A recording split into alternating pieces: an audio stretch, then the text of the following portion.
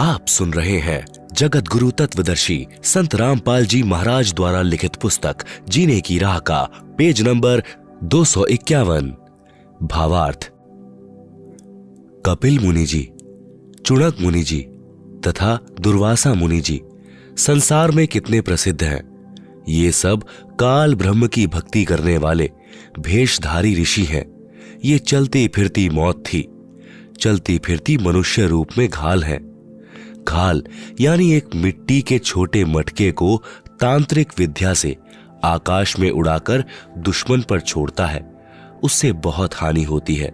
गलती से भोले प्राणी इनको महान आत्मा मानते हैं। ये सब ज्ञानी आत्मा थे, ये सब उदार हृदय के थे। इन्होंने परमात्मा प्राप्ति के लिए, अपना कल्याण कराने के लिए तन मन धन अर्पित कर दिया, परंतु तत्वदर्शी संत न मिलने के कारण इन्होंने काल ब्रह्म को एक समर्थ प्रभु मानकर गलती की और उसी की साधना ओम नाम के जाप के साथ तथा अधिक हठ योग समाधि के द्वारा की, जिससे परमात्मा प्राप्ति तो है ही नहीं, उल्टा हानि होती है, क्योंकि यह साधना शास्त्र विरुद्ध है। गीता अध्याय 16 श्लोक 23-24 में कहा है कि शास्त्र विधि को त्याग कर जो मनमाना आचरण करते हैं उनकी साधना व्यर्थ है। वे उदार आत्माएं इसी काल ब्रह्म की अनुत्तम गति में स्थिर रहें। गीता अध्याय 17 श्लोक 5-6 में कहा है कि जो मनुष्य शास्त्र विधि रहित केवल मन कल्पित घोर तप को तपते हैं और दंभ अहंकार से युक्त, कामना आसक्ति अभिमान से युक्त है। गीता अध्याय 17 श्लोक 5। शरीर में स्थित सर्व कमलों में देव शक्तियों तथा पूर्ण परमात्मा तथा मुझे भी कृश करने वाले अर्थात कष्ट देने वाले अज्ञानियों को तू असुर स्वभाव के जान। गीता अध्याय 17 श्लोक 6। यही प्रमाण गीता अध्याय 16 श्लोक 17 से 20 में है। वे अपने आप को श्रेष्ठ मानने वाले घमंडी पुरुष धन और मान के पद से युक्त होकर केवल नाम मात्र यज्ञों द्वारा पाखंड से शास्त्र विधि रहित पूजन करते हैं। गीता अध्याय 16 श्लोक 17। अहंकार, बल, घमंड, कामना, क्रोध आदि के वश और दूसरों की निंदा करने वाले पुरुष अपने और दूसरों के शरीर में स्थित मुझसे द्वेष करने वाले होते हैं। गीता अध्याय 16 श्लोक 18। उन द्वेष करने वाले पापाचीर क्रूर कर्मी जो वचन से करोड़ों व्यक्तियों की हत्या करने वाले नराधमों अर्थात नीच मनुष्यों को मैं संसार में बार बार आसुरी अर्थात राक्षसी योनियों में ही डालता हूं। गीता अध्याय 16 श्लोक 19 सूक्ष्म वेद में भी इन्हें नीच कहा है। दुर्वासा कोपे तहां समझ न आई नीच, 56 करोड़ यादव कटे मची रुधिर की कीच। हे अर्जुन, वे मूर्ख मुझको न प्राप्त होकर ही जन्म जन्म में आसुरी योनियों को प्राप्त होते हैं, उससे भी अति नीच गति को प्राप्त होते हैं अर्थात घोर नरक में गिरते हैं। गीता अध्याय 17 श्लोक 20। आप सुन रहे हैं जगत गुरु तत्वदर्शी संत रामपाल जी महाराज द्वारा लिखित पुस्तक जीने की राह का पेज नंबर 252। उपरोक्त प्रमाणों से सिद्ध हुआ कि गीता अध्याय 7 श्लोक 18 में गीता ज्ञान दाता ने अपनी साधना से होने वाली गति को भी इसलिए अनुत्तम अर्थात घटिया बताया है। कहा है कि गीता अध्याय 7 श्लोक 18 गीता ज्ञान दाता ने कहा है कि जो चौथी प्रकार के ज्ञानी साधक हैं वे सभी हैं तो उदार, क्योंकि परमात्मा प्राप्ति के लिए अपने शरीर के नष्ट होने की भी परवाह नहीं की और हजारों वर्ष भूखे प्यासे साधनारत रहे, परंतु तत्वदर्शी संत न मिलने के कारण वे सभी मेरी अनुत्तम अर्थात घटिया गति अर्थात ब्रह्म साधना से होने वाले मोक्ष जो ऊपर ऋषियों को हुआ उसमें स्थित रहे अर्थात जन्म मरण 84 लाख योनियों के चक्कर वाली गति में रह गए। गीता अध्याय 7 श्लोक 18। निष्कर्ष, चुणक ऋषि, दुर्वासा ऋषि तथा कपिल ऋषि ने जो ओम नाम का जाप किया, उसकी भक्ति के फलस्वरूप ये कुछ समय ब्रह्मलोक में जाएंगे। वहां भक्ति समाप्त करके फिर पृथ्वी पर राजा बनेंगे, क्योंकि सूक्ष्म वेद में लिखा है, तप से राज मधमानम, जन्म तीसरे शुकर स्वानम। फिर कुत्ता गधा बनेंगे, फिर नरक जाएंगे। जब कुत्ते बनेंगे तब इनके सिर में कीड़े पड़ेंगे। जो व्यक्ति इनके शाप से मरे थे, उनका पाप इनको भोगना पड़ेगा। कीड़े इनका मांस चुन चुन कर खाएंगे। इसलिए गीता में भी ऐसे साधकों के विषय में जो बताया है, वे आप जी ने ऊपर पढ़ लिया। उपरोक्त कथाओं का सारांश: पहला, ब्रह्म साधना अनुत्तम यानी घटिया है। दूसरा, 3 ताप को श्री कृष्ण जी भी समाप्त नहीं कर सके। श्राप देना 3 ताप यानी दैविक ताप में आता है। दुर्वासा के श्राप के शिकार स्वयं श्री कृष्ण सहित सर्व यादव भी हो गए। तीसरा, श्री कृष्ण जी ने शाप मुक्त होने के लिए यमुना में स्नान करने के लिए कहा, यह समाधान बताया था। उससे श्राप नाश तो हुआ नहीं, यादवों का नाश अवश्य हो गया। विचार करें, जो अन्य संत या ब्राह्मण जो ऐसे स्नान या तीर्थ करने से संकट मुक्त करने की राय देते हैं, वे कितनी कारगर हैं, अर्थात व्यर्थ हैं। क्योंकि जब भगवान त्रिलोकीनाथ द्वारा बताए समाधान यमुना स्नान से कुछ लाभ नहीं हुआ, तो अन्य तटपुंजियों, ब्राह्मणों व गुरुओं द्वारा बताए स्नान आदि समाधान से कुछ होने वाला नहीं है। चौथा, पहले श्री कृष्ण जी ने दुर्वासा के श्राप से बचाव का तरीका बताया था। उस कढ़ाई को घिसाकर चूर्ण बनाकर प्रभास क्षेत्र में यमुना नदी में डाल दो। न रहेगा बांस, न बजेगी बांसुरी। बांस भी रह गया, 56 करोड़ यादवों की बांसुरी भी बच गई। सज्जनों, वर्तमान में बुद्धिमान मानव है, शिक्षित है। मेरे द्वारा यानी संत रामपाल दास द्वारा बताए ज्ञान को शास्त्रों से मिलाओ, फिर भक्ति करके देखो क्या कमाल होता है। आप सुन रहे हैं जगत गुरु तत्वदर्शी संत रामपाल जी महाराज द्वारा लिखित पुस्तक जीने की राह का पेज नंबर 253। प्रसंग आगे चलाते हैं। पहला, तीनों गुणों रजगुण ब्रह्मा जी, सतगुण विष्णु जी तथा तम गुण शिव जी की भक्ति करना व्यर्थ सिद्ध हुआ। दूसरा, गीता ज्ञान दाता ब्रह्म की भक्ति स्वयं गीता ज्ञान दाता ने गीता अध्याय 7 श्लोक 18 में अनुत्तम बताई है। उसने गीता अध्याय 18 श्लोक 62 में उस परमेश्वर अर्थात परम अक्षर ब्रह्म की शरण में जाने को कहा है। यह भी कहा है कि उस परमेश्वर की कृपा से ही तू परम शांति तथा सनातन परम धाम को प्राप्त होगा। तीसरा, गीता अध्याय 15 श्लोक 1 से 4 में संसार रूपी वृक्ष का वर्णन है तथा तत्वदर्शी संत की पहचान भी बताई है। संसार रूपी वृक्ष के सब हिस्से, जड़ें यानी मूल कौन परमेश्वर है, तना कौन प्रभु है, डार कौन प्रभु है, शाखाएं कौन कौन देवता है, पात रूप संसार बताया है। इसी अध्याय 15 श्लोक 16 में स्पष्ट किया है कि पहला, शर पुरुष यानी यह 21 ब्रह्मांड का प्रभु है। इसे ब्रह्म, काल ब्रह्म, ज्योति निरंजन भी कहा जाता है। यह नाशवान है, हम इसके लोक में रह रहे हैं। हमें इसके लोक से मुक्त होना है तथा अपने परमात्मा कबीर जी के पास सत्यलोक में जाना है। दूसरा, अक्षर पुरुष, यह 7 संख ब्रह्मांडों का प्रभु है। यह भी नाशवान है। हमने इसके 7 संख ब्रह्मांडों के क्षेत्र से होकर सत्यलोक जाना है, इसलिए इसका टोल टैक्स देना है। बस इससे हमारा इतना ही काम है। गीता अध्याय 15 श्लोक 17 में कहा है कि उत्तमः पुरुषः तु अन्यः परमात्मा इति उदाहृतः यह लोकत्रयम् आविश्य विभर्ति अव्ययः ईश्वरः। सरलार्थ, गीता अध्याय 15 श्लोक 16 में कहे 2 पुरुष, एक शर पुरुष, दूसरा अक्षर पुरुष है। इन दोनों से अन्य है उत्तम पुरुष अर्थात पुरुषोत्तम।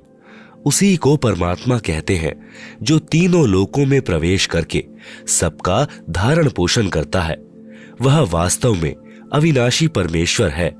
गीता अध्याय 15 श्लोक 17, गीता अध्याय 3 श्लोक 14-15 में भी स्पष्ट किया है कि सर्वगतम ब्रह्म अर्थात सर्वव्यापी परमात्मा जो सच्चिदानंद घन ब्रह्म है, उसे वासुदेव भी कहते हैं, जिसके विषय में गीता अध्याय 7 श्लोक 19 में कहा है, वही सदा यज्ञों अर्थात धार्मिक अनुष्ठानों में प्रतिष्ठित है अर्थात इष्ट रूप में पूज्य है।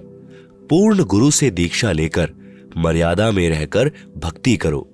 इस प्रकार जीने की राह पर चलकर संसार में सुखी जीवन जिए तथा मोक्ष रूपी मंजिल को प्राप्त करें। आप सुन रहे हैं जगत गुरु तत्वदर्शी संत रामपाल जी महाराज द्वारा लिखित पुस्तक जीने की राह का पेज नंबर 254, सृष्टि रचना, सूक्ष्म वेद से निष्कर्ष रूप सृष्टि रचना का वर्णन। प्रभु प्रेमी आत्माएं प्रथम बार निम्न सृष्टि रचना को पढ़ेंगे तो ऐसे लगेगा जैसे दंत कथा हो, परंतु सर्व पवित्र सदग्रंथों के प्रमाणों को पढ़कर दांतों तले उंगली दबाएंगे कि यह वास्तविक अमृत ज्ञान कहाँ छुपा था। कृपया धैर्य के साथ पढ़ें तथा इस अमृत ज्ञान को सुरक्षित रखें। आपकी 101 पीढ़ी तक काम आएगा। पवित्र आत्माएं कृपया सत्यनारायण यानी अविनाशी प्रभु यानी सतपुरुष द्वारा रची सृष्टि रचना का वास्तविक ज्ञान पढ़ें। पहला, पूर्ण ब्रह्म। इस सृष्टि रचना में सतपुरुष सतलोक का स्वामी यानी प्रभु, अलख पुरुष अलख लोक का स्वामी यानी प्रभु, अगम पुरुष अगम लोक का स्वामी यानी प्रभु तथा अनामी पुरुष अनामी अकह लोक का स्वामी यानी प्रभु, तो एक ही पूर्ण ब्रह्म है जो वास्तव में अविनाशी प्रभु है, जो भिन्न भिन्न रूप धारण करके अपने चारों लोकों में रहता है, जिसके अंतर्गत असंख्य ब्रह्मांड आते हैं। दूसरा, पर ब्रह्म। यह केवल 7 संख ब्रह्मांड का स्वामी यानी प्रभु है। यह अक्षर पुरुष भी कहलाता है, परंतु यह तथा इसके ब्रह्मांड भी वास्तव में अविनाशी नहीं है। तीसरा, ब्रह्म। यह केवल 21 ब्रह्मांड का स्वामी यानी प्रभु है। इसे शर पुरुष, ज्योति निरंजन, काल आदि उपमा से जाना जाता है।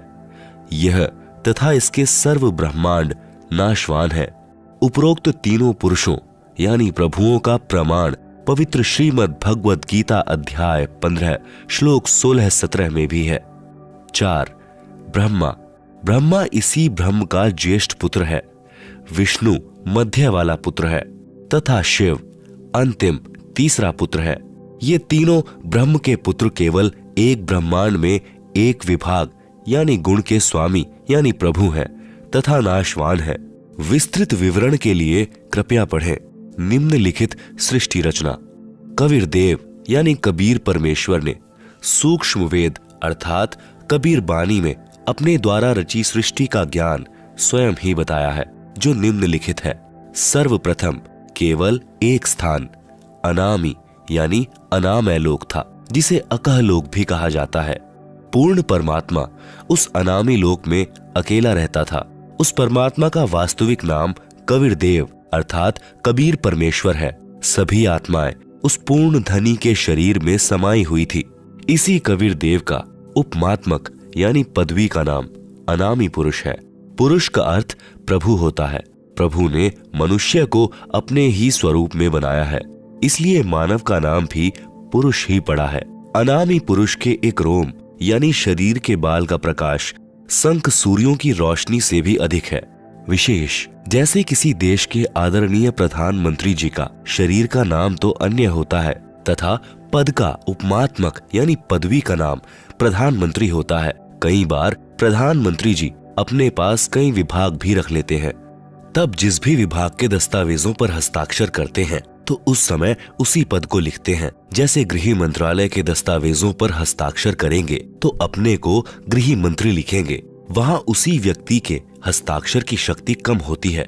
इसी प्रकार कबीर परमेश्वर यानी कबीर देव की रोशनी में अंतर भिन्न भिन्न लोकों में होता जाता है। आप सुन रहे हैं जगत गुरु तत्वदर्शी संत रामपाल जी महाराज द्वारा लिखित पुस्तक जीने की राह का पेज नंबर 255। इस पेज पर परमेश्वर कबीर साहिब के असंख्य ब्रह्मांडों का लघु चित्र है, जिसे आप पुस्तक में देख सकते हैं। आप सुन रहे हैं जगत गुरु तत्वदर्शी संत रामपाल जी महाराज द्वारा लिखित पुस्तक जीने की राह का पेज नंबर 256। ठीक इसी प्रकार पूर्ण परमात्मा कबीर देव यानी कबीर परमेश्वर ने नीचे के 3 और लोकों अगमलोक, अलखलोक, सतलोक की रचना शब्द वचन से की। यही पूर्ण ब्रह्म परमात्मा कबीर देव यानी कबीर परमेश्वर ही अगम लोक में प्रकट हुआ तथा कबीर देव यानी कबीर परमेश्वर अगम लोक का भी स्वामी है तथा वहां इनका उपमात्मक यानी पदवी का नाम अगम पुरुष अर्थात अगम प्रभु है। इसी अगम प्रभु का मानव सदंश शरीर बहुत तेजोमय है, जिसके एक रोम यानी शरीर के बाल की रोशनी खरब सूर्य की रोशनी से भी अधिक है। यह पूर्ण परमात्मा कबीर देव यानी कबीर देव यानी कबीर परमेश्वर अलखलोक में प्रकट हुआ तथा स्वयं ही अलखलोक का भी स्वामी है तथा उपमात्मक यानी पदवी का नाम अलख पुरुष भी इसी परमेश्वर का है तथा इस पूर्ण प्रभु का मानव सदंश शरीर तेजोमय यानी स्वज्योति स्वयं प्रकाशित है। एक रोम यानी शरीर के बाल की रोशनी अरब सूर्यों के प्रकाश से भी ज्यादा है। यही पूर्ण प्रभु सतलोक में प्रकट हुआ तथा सतलोक का भी अधिपति यही है। इसलिए इसी का उपमात्मक यानी पदवी का नाम सतपुरुष यानी अविनाशी प्रभु है। इसी का नाम अकाल मूर्ति, शब्द स्वरूपी राम, पूर्ण ब्रह्म, परम अक्षर ब्रह्म आदि है। इसी सतपुरुष कबीर देव यानी कबीर प्रभु का मानव सदंश शरीर तेजोमय है, जिसके एक रोम यानी शरीर के बाल का प्रकाश करोड़ सूर्यों तथा इतने ही चंद्रमाओं के प्रकाश से भी अधिक है। इस कबीर देव यानी कबीर प्रभु ने सतपुरुष रूप में प्रकट होकर सतलोक में विराजमान होकर प्रथम सतलोक में अन्य रचना की।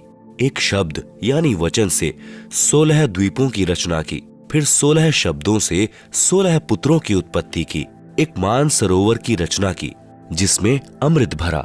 16 पुत्रों के नाम हैं, पहला कूर्म, दूसरा ज्ञानी, तीसरा विवेक, चौथा तेज, पांचवा सहज, छठा संतोष, सातवां सुरति, आठवां आनंद, नौवां क्षमा, 10 निष्काम, 11वां जलरंगी, 12वां अचिंत, 13वां प्रेम, 14वां दयाल, 15वां धैर्य, 16वां योग संतायन अर्थात योग जीत। सतपुरुष कबीर देव ने अपने पुत्र अचिंत को सत्यलोक की अन्य रचना का भार सौंपा तथा शक्ति प्रदान की। अचिंत ने अक्षर पुरुष यानी पर ब्रह्म की शब्द से उत्पत्ति की तथा कहा कि मेरी मदद करना। अक्षर पुरुष स्नान करने मान सरोवर पर गया, वहां आनंद आया तथा सो गया। लंबे समय तक बाहर ही नहीं आया। तब अचिंत की प्रार्थना पर अक्षर पुरुष को नींद से जगाने के लिए कबीर देव यानी कबीर परमेश्वर ने उसी मान सरोवर से कुछ अमृत जल लेकर एक अंडा बनाया तथा उस अंडे में एक आत्मा प्रवेश की तथा अंडे को मान सरोवर के अमृत जल में छोड़ा। अंडे की गड़गड़ाहट से अक्षर पुरुष की निद्रा भंग हुई। उसने अंडे को क्रोध से देखा, जिस कारण से अंडे के 2 भाग हो गए। उसमें से ज्योति निरंजन यानी शर पुरुष निकला, जो आगे चलकर काल कहलाया। इसका वास्तविक नाम कैल है। तब सतपुरुष यानी कबीर देव ने आकाशवाणी की कि आप दोनों बाहर आओ तथा अचिंत के द्वीप में रहो। आज्ञा पाकर अक्षर पुरुष तथा शर पुरुष यानी कैल दोनों अचिंत के द्वीप में रहने लगे। बच्चों की नालायकी उन्हीं को दिखाई कि कहीं फिर प्रभुता की तड़फ ना बन जाए, क्योंकि समर्थ बिन कार्य सफल नहीं होता। फिर पूर्ण धनी कबीर देव ने सर्व रचना स्वयं की। अपनी शब्द शक्ति से एक राजेश्वरी यानी राष्ट्रीय शक्ति उत्पन्न की, जिससे सर्व ब्रह्मांडों को स्थापित किया। इसी को पराशक्ति परानंदिनी भी कहते हैं। पूर्ण ब्रह्म ने सर्व आत्माओं को अपने ही अंदर से अपनी वचन शक्ति से अपने मानव शरीर सदृश उत्पन्न किया। प्रत्येक हंस आत्मा का परमात्मा जैसा ही शरीर रचा, जिसका तेज 16 सूर्यों जैसा मानव सदंश ही है। परंतु परमेश्वर के शरीर के एक रोम यानी शरीर के बाल का प्रकाश करोड़ों सूर्यों से भी ज्यादा है। बहुत समय उपरांत शर पुरुष यानी ज्योति निरंजन ने सोचा कि हम तीनों अचिंत अक्षर पुरुष शर पुरुष एक द्वीप में रह रहे हैं तथा अन्य एक एक द्वीप में रह रहे हैं। मैं भी साधना करके अलग द्वीप प्राप्त करूंगा। उसने ऐसा विचार करके एक पैर पर खड़ा होकर 70 युग तक तप किया। आप सुन रहे हैं जगत गुरु तत्वदर्शी संत रामपाल जी महाराज द्वारा लिखित पुस्तक जीने की राह का पेज नंबर 257, आत्माएं काल के जाल में कैसे फंसी। विशेष जब ब्रह्म यानी ज्योति निरंजन तप कर रहा था, हम सभी आत्माएं जो आज ज्योति निरंजन के 21 ब्रह्मांडों में रहते हैं, इसकी साधना पर आसक्त हो गए तथा हृदय से इसे चाहने लगे। अपने सुखदायी प्रभु सत्य पुरुष से विमुख हो गए, जिस कारण से पतिव्रता पद से गिर गए। पूर्ण प्रभु के बार बार सावधान करने पर भी हमारी आसक्ति शर पुरुष से नहीं हटी। यही प्रभाव आज भी काल सृष्टि में विद्यमान है।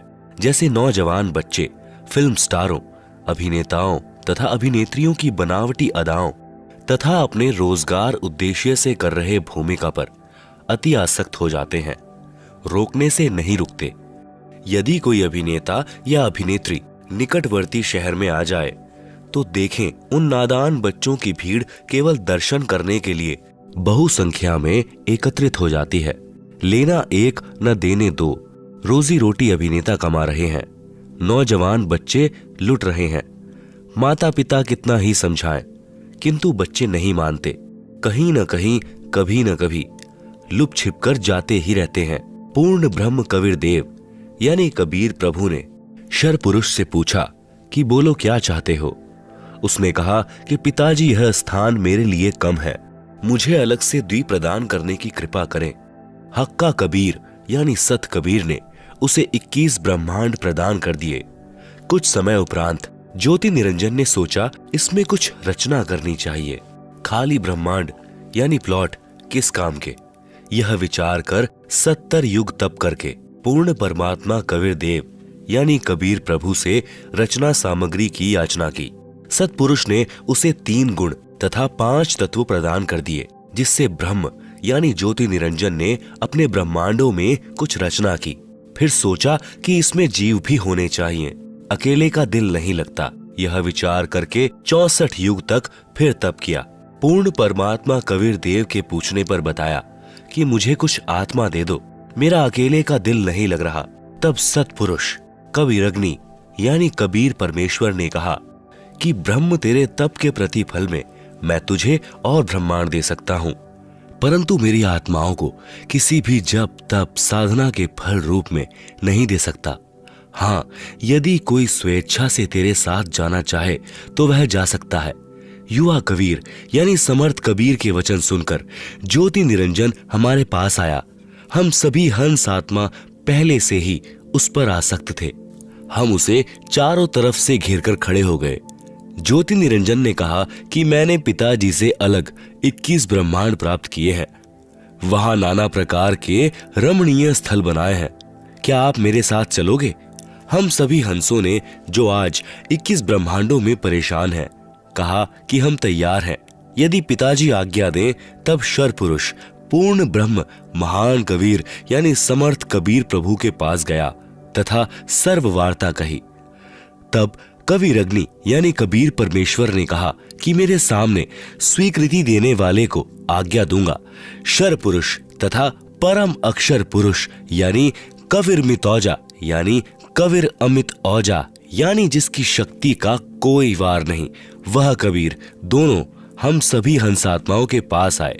कबीर देव ने कहा कि जो हंस आत्मा ब्रह्म के साथ जाना चाहता है, हाथ ऊपर करके स्वीकृति दे। अपने पिता के सामने किसी की हिम्मत नहीं हुई, किसी ने स्वीकृति नहीं दी। बहुत समय तक सन्नाटा छाया रहा। तत्पश्चात एक हंस आत्मा ने साहस किया तथा कहा कि पिताजी मैं जाना चाहता हूं। फिर तो उसकी देखा देखी जो आज काल ब्रह्म के 21 ब्रह्मांडों में फंसी है, हम सभी आत्माओं ने स्वीकृति दे दी। परमेश्वर कबीर जी ने ज्योति निरंजन से कहा कि आप अपने स्थान पर जाओ। जिन्होंने तेरे साथ जाने की स्वीकृति दी है, मैं उन सर्व हंस आत्माओं को आपके पास भेज दूंगा। ज्योति निरंजन अपने 21 ब्रह्मांडों में चला गया। उस समय तक यह 21 ब्रह्मांड सतलोक में ही थे। आप सुन रहे हैं जगत गुरु तत्वदर्शी संत रामपाल जी महाराज द्वारा लिखित पुस्तक जीने की राह का पेज नंबर 258। तत्पश्चात पूर्ण ब्रह्म ने सर्वप्रथम स्वीकृति देने वाले हंस को लड़की का रूप दिया, परंतु स्त्री इंद्री नहीं रची तथा सर्वात्माओं को जिन्होंने ज्योति निरंजन ब्रह्म के साथ जाने की सहमति दी थी, उस लड़की के शरीर में प्रवेश कर दिया तथा उसका नाम आष्ट्रा यानी आदि माया प्रकृति देवी दुर्गा पड़ा। तथा सत्य पुरुष ने कहा कि पुत्री, मैंने तेरे को शब्द शक्ति प्रदान कर दी है। जितने जीव ब्रह्म कहें आप उत्पन्न कर देना। पूर्ण ब्रह्म कबीर देव यानी कबीर साहिब अपने पुत्र सहजदास के द्वारा प्रकृति को शर पुरुष के पास भिजवा दिया। सहजदास जी ने ज्योति निरंजन को बताया कि पिताजी ने इस बहन के शरीर में उन सर्व आत्माओं को प्रवेश कर दिया है जिन्होंने आपके साथ जाने की सहमति व्यक्त की थी, तथा इसको पिताजी ने वचन शक्ति प्रदान की है। आप जितने जीव चाहोगे प्रकृति अपने शब्द से उत्पन्न कर देगी। यह कहकर सहजदास वापिस अपने द्वीप में आ गया। आप सुन रहे हैं जगत गुरु तत्वदर्शी संत रामपाल जी महाराज द्वारा लिखित पुस्तक जीने की राह का पेज नंबर 259। युवा होने के कारण लड़की का रंग रूप निखरा हुआ था। ब्रह्म के अंदर विषय वासना उत्पन्न हो गई तथा प्रकृति देवी के साथ अभद्र गति विधि प्रारंभ की। तब दुर्गा ने कहा कि ज्योति निरंजन, मेरे पास पिताजी की प्रदान की हुई शब्द शक्ति है। आप जितने प्राणी कहोगे मैं वचन से उत्पन्न कर दूंगी। आप मैथुन परंपरा शुरू मत करो। आप भी उसी पिता के शब्द से अंडे से उत्पन्न हुए हो तथा मैं भी उसी परम पिता के वचन से ही बाद में उत्पन्न हुई हूं। आप मेरे बड़े भाई हो। बहन भाई का यह योग महापाप का कारण बनेगा।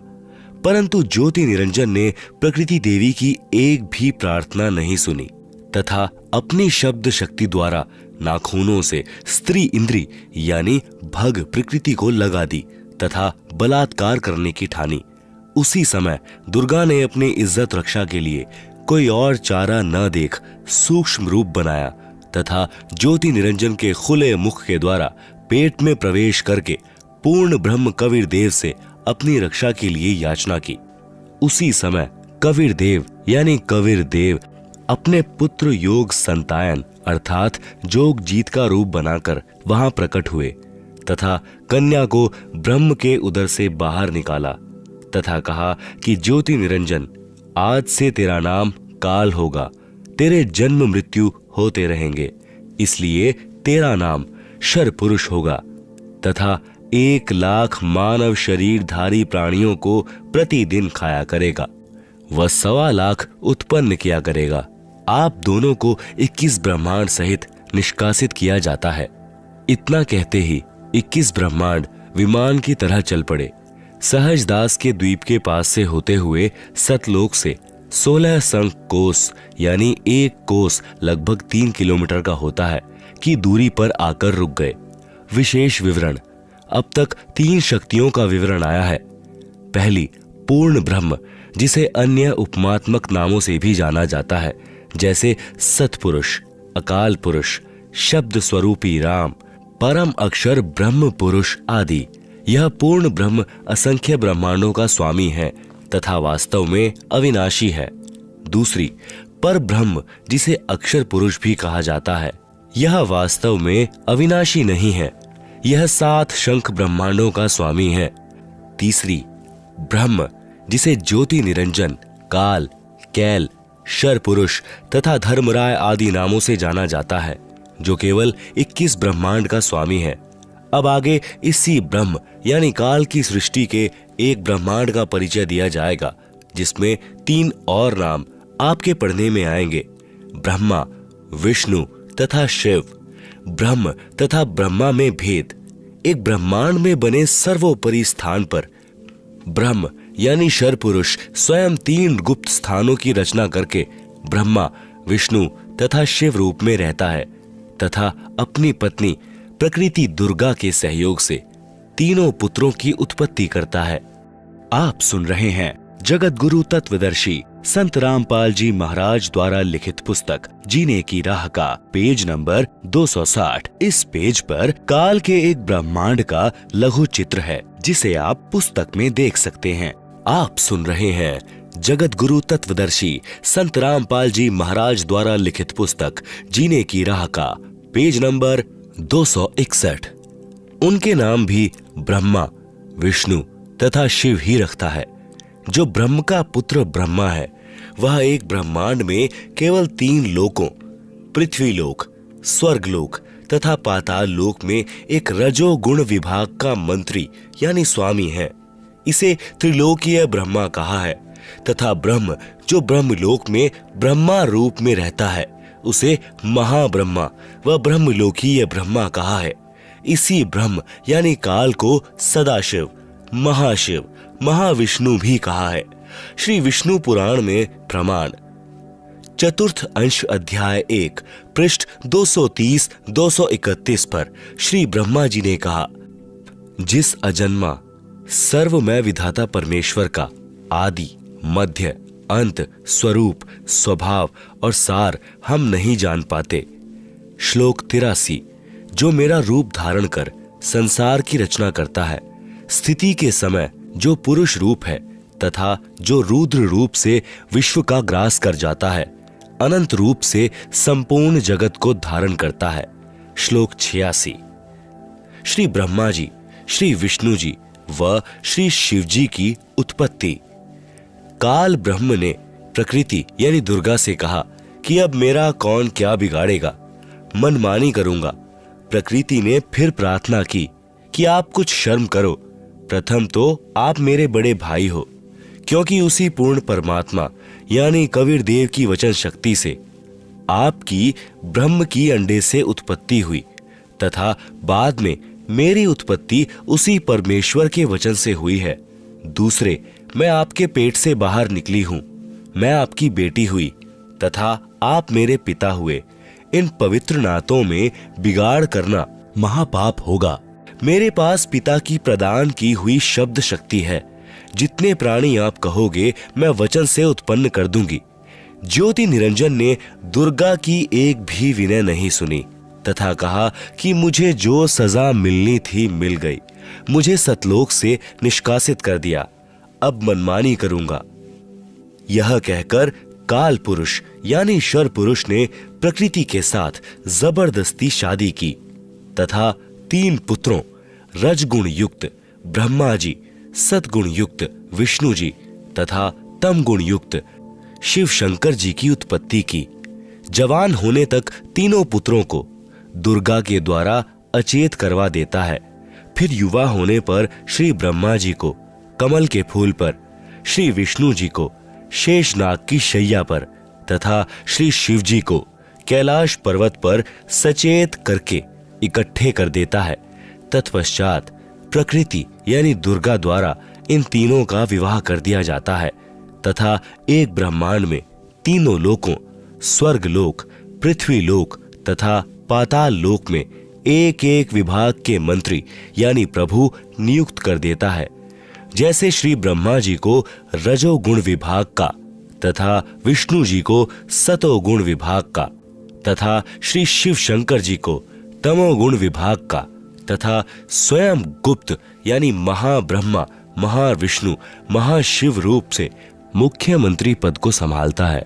एक ब्रह्मांड में एक ब्रह्मलोक की रचना की है, उसी में 3 गुप्त स्थान बनाए हैं। एक रजोगुण प्रधान स्थान है जहां पर यह ब्रह्म यानी काल स्वयं महाब्रह्मा यानी मुख्यमंत्री रूप में रहता है तथा अपनी पत्नी दुर्गा को महासावित्री रूप में रखता है। इन दोनों के संयोग से जो पुत्र इस स्थान पर उत्पन्न होता है वह स्वतः ही रजोगुणी बन जाता है। दूसरा स्थान सतोगुण प्रधान स्थान बनाया है। वहां पर यह शर पुरुष स्वयं महाविष्णु रूप बनाकर रहता है तथा अपनी पत्नी दुर्गा को महालक्ष्मी रूप में रखकर जो पुत्र उत्पन्न करता है उसका नाम विष्णु रखता है। वह बालक सतोगुण युक्त होता है। तथा तीसरा, इसी काल ने वहीं पर एक तमोगुण प्रधान क्षेत्र बनाया है। उसमें यह स्वयं सदाशिव रूप बनाकर रहता है तथा अपनी पत्नी दुर्गा को महापार्वती रूप में रखता है। इन दोनों के पति पत्नी व्यवहार से जो पुत्र उत्पन्न होता है उसका नाम शिव रख देते हैं तथा तमोगुण युक्त कर देते हैं। प्रमाण के लिए देखें पवित्र श्री शिव महापुराण विद्वेश्वर संहिता पृष्ठ 24-26, जिसमें ब्रह्मा, विष्णु, रुद्र तथा महेश्वर से अन्य सदाशिव हैं तथा रुद्र संहिता अध्याय 6 तथा 7-9 पृष्ठ नंबर 100 से 105 तथा 110 पर अनुवादकर्ता श्री हनुमान प्रसाद पोद्दार, गीता प्रेस गोरखपुर से प्रकाशित तथा पवित्र श्रीमद् देवी महापुराण तीसरा स्कंद पृष्ठ नंबर 114 से 123 तक, गीता प्रेस गोरखपुर से प्रकाशित, जिसके अनुवाद करता है श्री हनुमान प्रसाद पोद्दार, चिमन लाल गोस्वामी।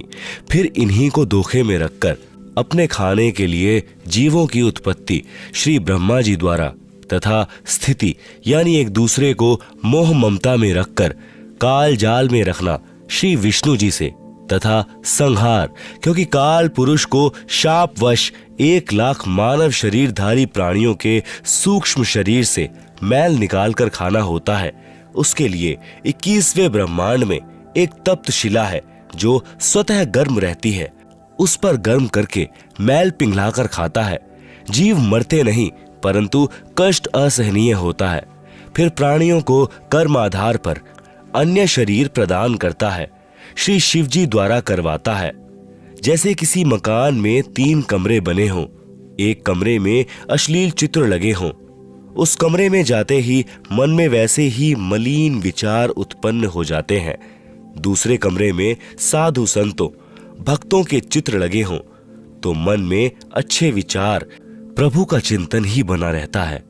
तीसरे कमरे में देशभक्तों व शहीदों के चित्र लगे हों तो मन में वैसे ही जोशीले विचार उत्पन्न हो जाते हैं। ठीक इसी प्रकार ब्रह्म यानी काल ने अपनी सूझबूझ से उपरोक्त तीनों गुण प्रधान स्थानों की रचना की हुई है। आप सुन रहे हैं जगत गुरु तत्वदर्शी संत रामपाल जी महाराज द्वारा लिखित पुस्तक जीने की राह का पेज नंबर 262। तीनों गुण क्या हैं? प्रमाण सहित। तीनों गुण रजगुण ब्रह्मा जी, सतगुण विष्णु जी, तम गुण शिव जी हैं। ब्रह्म यानी काल तथा प्रकृति यानी दुर्गा से उत्पन्न हुए हैं तथा तीनों नाशवान हैं। प्रमाण गीता प्रेस गोरखपुर से प्रकाशित श्री शिव महापुराण, जिसके संपादक हैं श्री हनुमान प्रसाद पोद्दार, पृष्ठ संख्या 24 से 26 विद्वेश्वर संहिता तथा पृष्ठ 110 अध्याय 9 रुद्र संहिता। इस प्रकार ब्रह्मा, विष्णु तथा शिव तीनों देवताओं में गुण है, परंतु शिव यानी ब्रह्मकाल गुणातीत कहा गया है। दूसरा प्रमाण गीता प्रेस गोरखपुर से प्रकाशित श्रीमद् देवी भागवत पुराण, जिसके संपादक हैं श्री हनुमान प्रसाद पोद्दार, चिमन लाल गोस्वामी, तीसरा स्कंद अध्याय 5 पृष्ठ 123। भगवान विष्णु ने दुर्गा की स्तुति की, कहा कि मैं यानी विष्णु, ब्रह्मा तथा शंकर तुम्हारी कृपा से विद्यमान है। हमारा तो आविर्भाव यानी जन्म तथा तिरोभाव यानी मृत्यु होती है। हम नित्य यानी अविनाशी नहीं है। तुम ही नित्य हो, जगत जननी हो, प्रकृति और सनातनी देवी हो। भगवान शंकर ने कहा, यदि भगवान ब्रह्मा तथा भगवान विष्णु तुम ही से उत्पन्न हुए हैं तो उनके बाद उत्पन्न होने वाला मैं तमोगुणी लीला करने वाला शंकर क्या तुम्हारी संतान नहीं हुआ? अर्थात मुझे भी उत्पन्न करने वाली तुम ही हो। इस संसार की सृष्टि स्थिति संहार में तुम्हारे गुण सदा सर्वदा हैं। इन्हीं तीनों गुणों से उत्पन्न हम ब्रह्मा, विष्णु तथा शंकर नियमानुसार कार्य में तत्पर रहते हैं। आप सुन रहे हैं जगत गुरु तत्वदर्शी संत रामपाल जी महाराज द्वारा लिखित पुस्तक जीने की राह का पेज नंबर 263। उपरोक्त यह विवरण केवल हिंदी में अनुवादित श्री देवी महापुराण से है, जिसमें कुछ तथ्यों को छुपाया गया है। इसलिए यही प्रमाण देखें श्रीमद् देवी भागवत महापुराण सभाष्टिकम समहात्यम खेमराज श्री कृष्णदास प्रकाशन मुंबई, इसमें संस्कृत सहित हिंदी अनुवाद किया है। 3 स्कंद अध्याय 4 पृष्ठ 10 श्लोक 42। ब्रह्मा अहम ईश्वरः फिलते प्रभावात् सर्वे वयम जनी युतान यदा तु नित्यः के अन्य सुरः शतमख प्रमुखः च नित्या नित्या त्वमेव जननी प्रकृति पुराणा। हिंदी अनुवाद। हे मात, ब्रह्मा, मैं तथा शिव तुम्हारे ही प्रभाव से जन्मवान हैं, नित्य नहीं है, अर्थात हम अविनाशी नहीं हैं। फिर अन्य इंद्रादि दूसरे देवता किस प्रकार नित्य हो सकते हैं? तुम ही अविनाशी हो, प्रकृति तथा सनातनी देवी हो। पृष्ठ 11-12 अध्याय 5 श्लोक 8। यदि दयाद्रमना न सदा अंबिके कथमहम विहितः च तमोगुणः कमलजश्च रजोगुण संभवः सुविहितः किमु सत्वगुणो हरि। अनुवाद। भगवान शंकर बोले, हे मात, यदि हमारे ऊपर आप दया युक्त हो तो मुझे तमोगुण क्यों बनाया?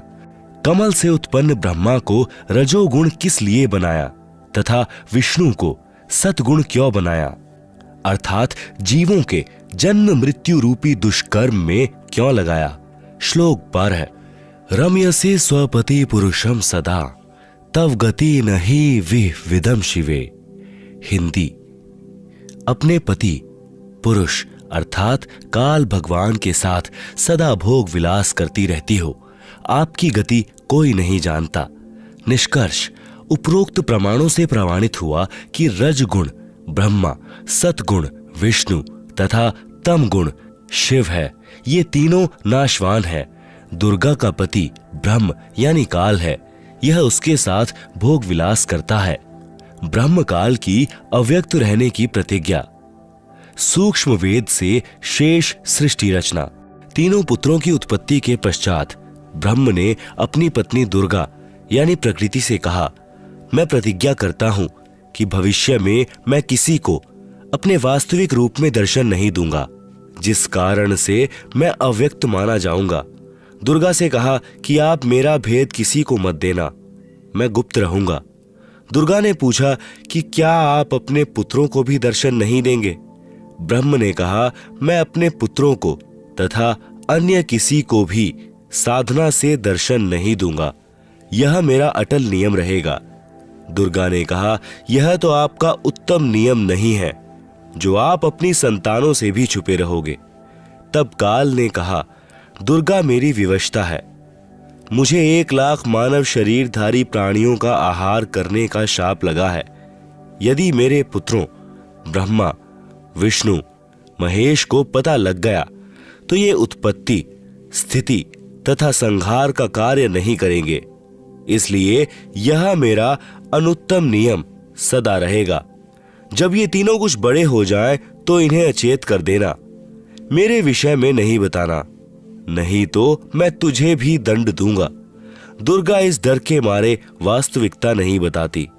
इसीलिए गीता अध्याय 7 श्लोक 24 में कहा है कि यह बुद्धिहीन जन समुदाय मेरे अनुत्तम नियम से अपरिचित है कि मैं कभी भी किसी के सामने प्रकट नहीं होता, अपनी योग माया से छुपा रहता हूं।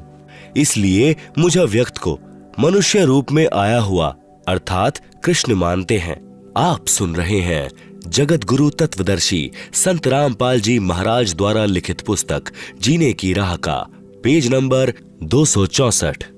अबुद्ध यानी बुद्धिहीन, मम यानी मेरे, अनुत्तमम यानी अनुत्तम अर्थात घटिया, अव्ययम यानी अविनाशी, परम भावम यानी विशेष भाव को, अजानन्तः यानी न जानते हुए, माम अव्यक्तम यानी मुझ अव्यक्त को, व्यक्तिम यानी मनुष्य रूप में, आपन्नम यानी आया, मन्यन्ते यानी मानते हैं, अर्थात मैं कृष्ण नहीं हूं। गीता अध्याय 7 श्लोक 24, गीता अध्याय 11 श्लोक 47 तथा 48 में कहा है कि यह मेरा वास्तविक काल रूप है। इसके दर्शन अर्थात ब्रह्म प्राप्ति न वेदों में वर्णित विधि से, न जप से, न तप से तथा न किसी क्रिया से हो सकती है। जब तीनों बच्चे युवा हो गए तब माता भवानी प्रकृति यानी अष्टंगी ने कहा कि तुम सागर मंथन करो। प्रथम बार सागर मंथन किया तो ज्योति निरंजन ने अपने श्वासों द्वारा 4 वेद उत्पन्न किए। उनको गुप्त वाणी द्वारा आज्ञा दी कि सागर में निवास करो। चारों वेद निकले, वह ब्रह्मा ने लिए। वस्तु लेकर तीनों बच्चे माता के पास आए। तब माता ने कहा कि चारों वेदों को ब्रह्मा रखे, वह पढ़े। नोट: वास्तव में पूर्ण ब्रह्म ने ब्रह्म अर्थात काल को 5 वेद प्रदान किए थे, लेकिन ब्रह्म ने केवल 4 वेदों को प्रकट किया। 5वां वेद छुपा दिया, जो पूर्ण परमात्मा ने स्वयं प्रकट होकर कविर्गिर्भिः अर्थात कविर वाणी यानी कबीर वाणी द्वारा लोकोक्तियों व दोहों के माध्यम से प्रकट किया है। दूसरी बार सागर मंथन किया तो 3 कन्याएं मिली। माता ने तीनों को बांट दिया। प्रकृति दुर्गा ने अपने ही अन्य 3 रूप सावित्री, लक्ष्मी तथा पार्वती धारण किए तथा समुद्र में छुपा दी। सागर मंथन के समय बाहर आ गई। वहीं प्रकृति 3 रूप हुई तथा भगवान ब्रह्मा को सावित्री, भगवान विष्णु को लक्ष्मी, भगवान शंकर को पार्वती पत्नी रूप में दी। तीनों ने भोग विलास किया। सुर तथा असुर दोनों पैदा हुए। जब तीसरी बार सागर मंथन किया तो 14 रत्न ब्रह्मा को तथा अमृत विष्णु को व देवताओं को, मद यानी शराब असुरों को तथा विष परमार्थ शिव ने अपने कंठ में ठहराया। यह तो बहुत बाद की बात है।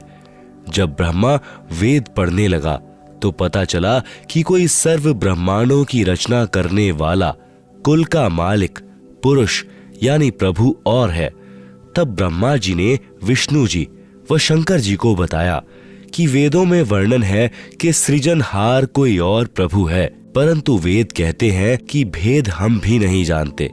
उसके लिए संकेत हैं कि किसी तत्वदर्शी संत से पूछो। तब ब्रह्मा माता के पास आया और सब वृतांत सुनाया।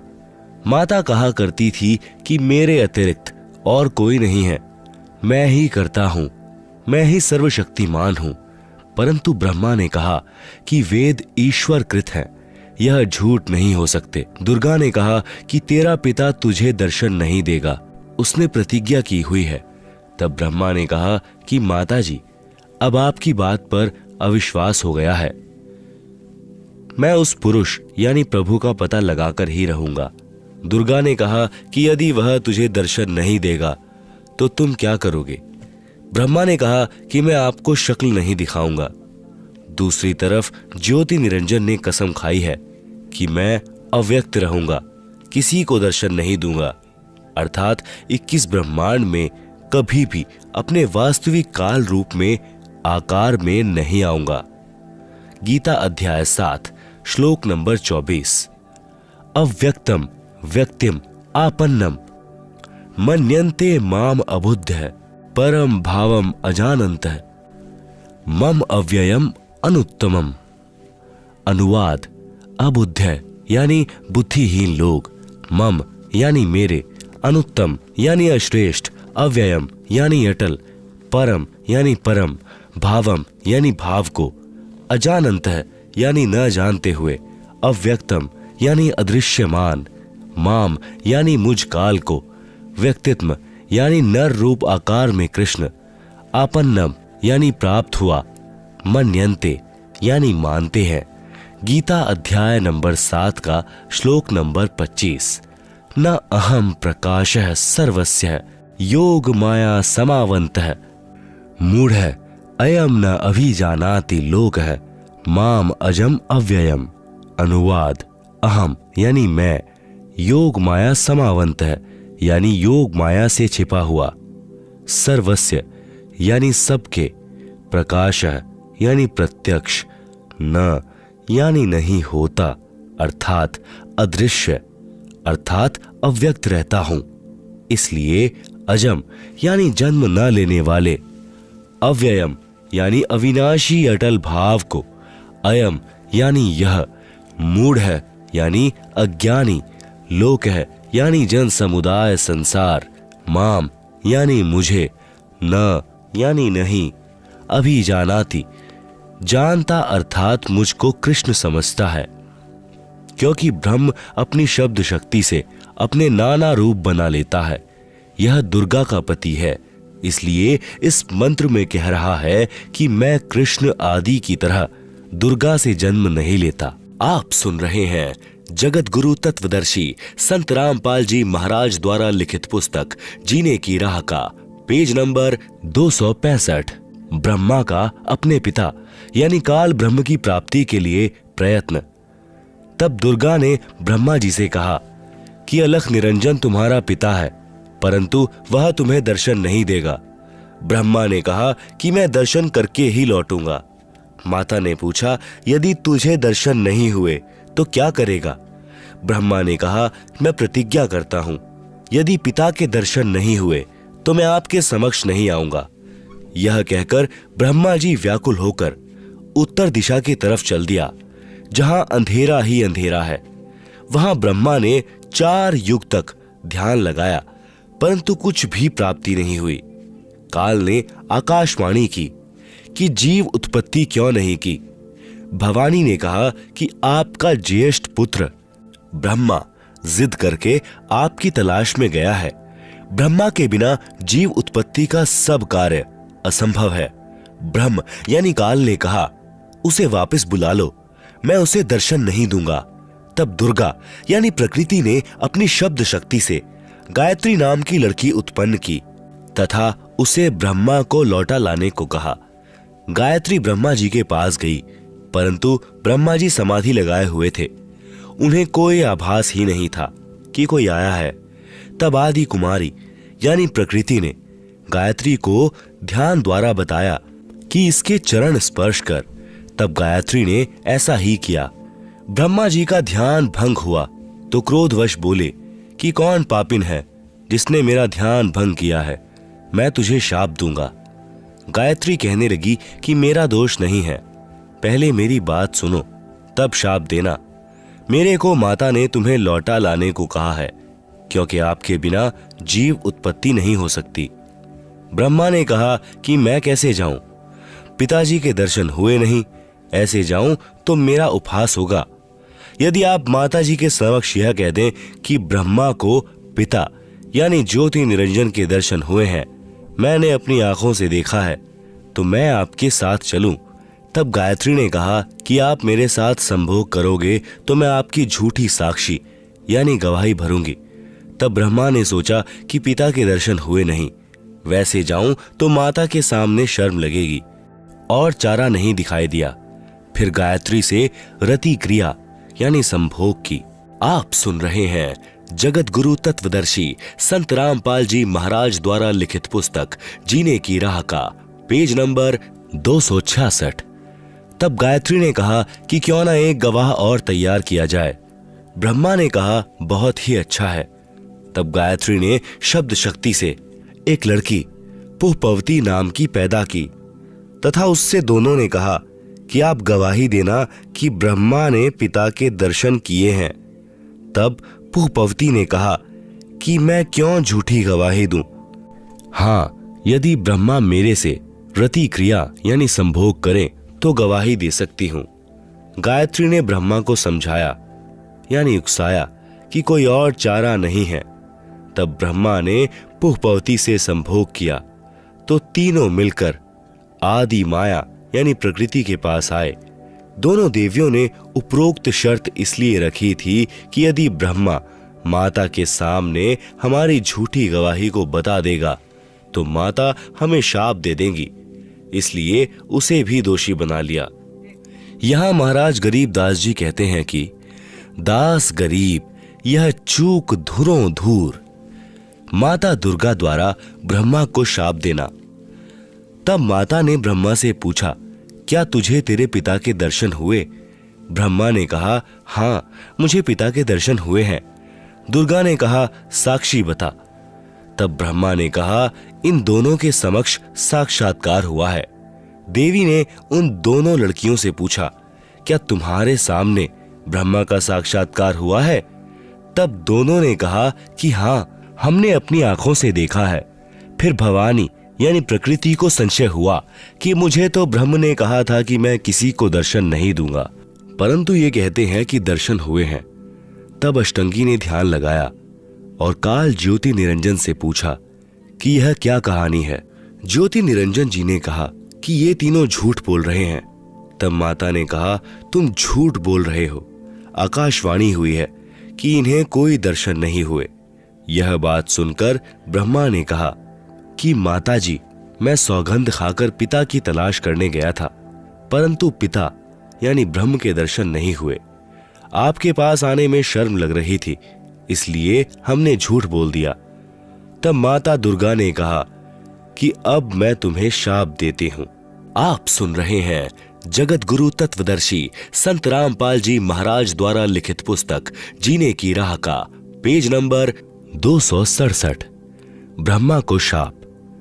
तेरी पूजा जग में नहीं होगी, आगे तेरे वंशज होंगे, वे बहुत पाखंड करेंगे, झूठी बात बनाकर जग को ठगेंगे। ऊपर से तो कर्मकांड करते दिखाई देंगे, अंदर से विकार करेंगे, कथा पुराणों को पढ़कर सुनाया करेंगे। स्वयं को ज्ञान नहीं होगा कि सदग्रंथों में वास्तविकता क्या है, फिर भी मानवश तथा धन प्राप्ति के लिए गुरु बनकर अनुयायियों को लोक वेद यानी शास्त्र विरुद्ध दंत कथा सुनाया करेंगे। देवी देवों की पूजा करके तथा करवा के दूसरों की निंदा करके कष्ट पर कष्ट उठाएंगे। जो उनके अनुयायी होंगे उनको परमार्थ नहीं बताएंगे, दक्षिणा के लिए जगत को गुमराह करते रहेंगे, अपने आप को सबसे श्रेष्ठ मानेंगे, दूसरों को नीचा समझेंगे। जब माता के मुख से यह सुना तो ब्रह्मा मूर्छित होकर जमीन पर गिर गया। बहुत समय उपरांत होश में आया। गायत्री को शाप। तेरे कई सांड पति होंगे, तू मृतलोक में गाय बनेगी। पुहपवती को श्राप। तेरी जगह गंदगी में होगी, तेरे फूलों को कोई पूजा में नहीं लाएगा। इस झूठी गवाही के कारण तुझे यह नरक भोगना होगा। तेरा नाम केवड़ा केतकी होगा। हरियाणा में कुसौंधी कहते हैं। यह गंदगी कुर्डियों वाली जगह पर होती है। इस प्रकार तीनों को शाप देकर माता भवानी बहुत पछताई। इस प्रकार पहले तो जीव बिना सोचे मन यानी काल निरंजन के प्रभाव से गलत कार्य कर देता है, परंतु जब आत्मा यानी सत्पुरुष अंश के प्रभाव से उसे ज्ञान होता है तो पीछे पछताना पड़ता है। जिस प्रकार माता पिता अपने बच्चों को छोटी सी गलती के कारण ताड़ते हैं क्रोधवश होकर, परंतु बाद में बहुत पछताते हैं, यही प्रक्रिया मन यानी काल निरंजन के प्रभाव से सर्व जीवों में क्रियावान हो रही है। हाँ, यहां एक बात विशेष है कि निरंजन यानी काल ब्रह्म ने भी अपना कानून बना रखा है कि यदि कोई जीव किसी दुर्बल जीव को सताएगा तो उसे उसका बदला देना पड़ेगा। जब आदि भवानी यानी प्रकृति अष्टंगी ने ब्रह्मा, गायत्री व पुहपवती को श्राप दिया तो अलख निरंजन यानी ब्रह्मकाल ने कहा कि हे भवानी, प्रकृति यानी अष्टंगी, यह आपने अच्छा नहीं किया। अब मैं निरंजन आपको श्राप देता हूं कि द्वापर युग में तेरे भी 5 पति होंगे। द्रौपदी ही आदि माया का अवतार हुई है। जब यह आकाशवाणी सुनी तो आदि माया ने कहा कि हे ज्योति निरंजन, यानी काल, मैं तेरे वश में पड़ी हूं, जो चाहे सो कर ले। सृष्टि रचना में दुर्गा जी के अन्य नामों का बार बार लिखने का उद्देश्य है कि पुराणों, गीता तथा वेदों में प्रमाण देखते समय भ्रम उत्पन्न नहीं होगा। जैसे गीता अध्याय 14 श्लोक 3-4 में काल ब्रह्म ने कहा है कि प्रकृति तो गर्भ धारण करने वाली सब जीवों की माता है, मैं उसके गर्भ में बीज स्थापित करने वाला पिता हूं। गीता अध्याय 4 श्लोक 4 में कहा है कि प्रकृति से उत्पन्न तीनों गुण जीवात्मा को कर्मों के बंधन में बांधते हैं। लेख समाप्त। आप सुन रहे हैं जगत गुरु तत्वदर्शी संत रामपाल जी महाराज द्वारा लिखित पुस्तक जीने की राह का पेज नंबर 268। इस प्रकरण में प्रकृति तो दुर्गा है तथा तीनों गुण, तीनों देवता यानी रजगुण ब्रह्मा, सतगुण विष्णु तथा तम गुण शिव के सांकेतिक नाम हैं। विष्णु का अपने पिता यानी काल ब्रह्म की प्राप्ति के लिए प्रस्थान व माता का आशीर्वाद पाना। इसके बाद विष्णु से प्रकृति ने कहा कि पुत्र, तू भी अपने पिता का पता लगा ले। तब विष्णु अपने पिताजी यानी काल ब्रह्म का पता करते करते पाताल लोक में चले गए, जहां शेषनाग था। उसने विष्णु को अपनी सीमा में प्रविष्ट होते देखकर क्रोधित होकर जहर भरा फुंकारा मारा। उसके विष के प्रभाव से विष्णु जी का रंग सांवला हो गया, जैसे स्प्रे पेंट हो जाता है। तब विष्णु ने चाहा कि इस नाग को मजा चखाना चाहिए। तब ज्योति निरंजन यानी काल ने देखा कि अब विष्णु को शांत करना चाहिए। तब आकाशवाणी हुई कि विष्णु, अब तू अपनी माता जी के पास जा और सत्य सत्य सारा विवरण बता देना तथा जो कष्ट आपको शेषनाग से हुआ है इसका प्रतिशोध द्वापर युग में लेना। द्वापर युग में आप यानी विष्णु तो कृष्ण अवतार धारण करोगे और काली दह में कालिंद्री नामक नाग शेषनाग का अवतार होगा। ऊंच होई के नीच सतावे, ताकर ओएल यानी बदला मोही सो पावे। जो जीव देई पीर पुनी काहूं, हम पुनी ओएल दिवावे ताहूं। तब विष्णु जी माता जी के पास आए तथा सत्य सत्य कह दिया कि मुझे पिता के दर्शन नहीं हुए। इस बात से माता यानी प्रकृति बहुत प्रसन्न हुई और कहा कि पुत्र, तू सत्यवादी है। अब मैं अपनी शक्ति से पिता से मिलाती हूं तथा तेरे मन का संशय खत्म करती हूं। कबीर, देख पुत्र तो ही पिता भिटाऊं, तोरे मन का धोखा मिटाऊं। मन स्वरूप करता कह जानो, मन ते दूजा और न मानो। स्वर्ग पाताल दौर मन केरा, मन अस्थिर मन अहै अनेरा। निरंकार मन ही को कहिए, मन की यास निष्दिन रहिए। देखूं पलटी शून्य महज्योति, जहां पर झिलमिल झालर होती। इस प्रकार माता अष्टंगी प्रकृति ने विष्णु से कहा कि मन ही जग का करता है, यही ज्योति निरंजन है। ध्यान में जो 1000 ज्योतियां नजर आती हैं वही उसका रूप है। जो शंख घंटा आदि का बाजा सुना, यह महास्वर्ग में निरंजन का ही बज रहा है। तब माता अष्टंगी प्रकृति ने कहा कि हे पुत्र, तुम सब देवों के सरताज हो और तेरी हर कामना व कार्य मैं पूर्ण करूंगी। तेरी पूजा सर्व जग में होगी। आपने मुझे सच सच बताया है। काल के 21 ब्रह्मांडों के प्राणियों की विशेष आदत है कि अपनी व्यर्थ महिमा बनाता है। जैसे दुर्गा जी श्री विष्णु जी को कह रही हैं कि तेरी पूजा जग में होगी। मैंने तुझे तेरे पिता के दर्शन करा दिए। दुर्गा ने केवल प्रकाश दिखाकर श्री विष्णु जी को बहका दिया। श्री विष्णु जी भी प्रभु की यह स्थिति को अपने अनुयायियों को समझाने लगे कि परमात्मा का केवल प्रकाश दिखाई देता है, परमात्मा निराकार है। इसके बाद आदि भवानी रुद्र महेश जी के पास गई तथा कहा कि महेश, तू भी कर ले अपने पिता की खोज। तेरे दोनों भाइयों को तो तुम्हारे पिता के दर्शन नहीं हुए। उनको जो देना था वह प्रदान कर दिया है। अब आप मांगो जो मांगना है। तब महेश ने कहा कि हे जननी, मेरे दोनों बड़े भाइयों को पिता के दर्शन नहीं हुए, फिर प्रयत्न करना व्यर्थ है। कृपा मुझे ऐसा वर दो कि मैं अमर यानी मृत्युंजय हो जाऊं। तब माता ने कहा कि यह मैं नहीं कर सकती।